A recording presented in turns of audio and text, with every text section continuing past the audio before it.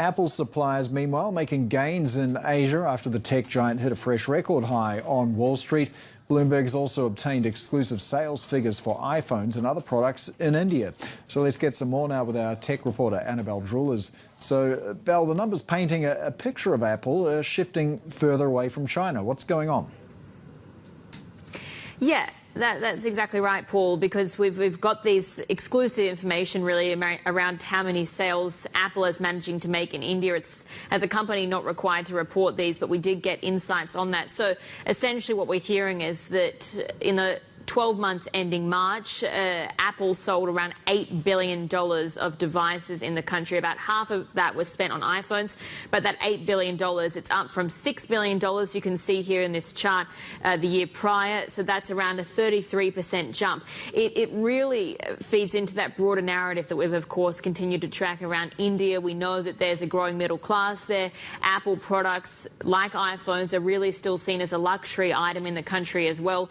And it's an area where Apple can look to continue expanding, given that the market so far is really largely dominated by Android-powered devices using Google's system. Of course, they're cheaper. Chinese ones are often, and iPhones really just make up a very small proportion of total mobile device sales. They're around 3.5%. That's according to Counterpoint Research. So yes, $8 billion, it sort of pales into comparison when you look at China, which is north of $70 billion, but room to grow. And that's what Apple is really looking at. How about manufacturing plans in India? Are we seeing a shift in the landscape there as well? Yeah, there has been a shift. We've got some Apple production already in place there. So what they're making is the iPhones, in particular, the latest iPhone 15, for instance. And there has been a big pickup because around 14% or 1 in 7 of its marquee devices were made in India last year. That's around double again the year prior. So you're just continuing to see that ramp up.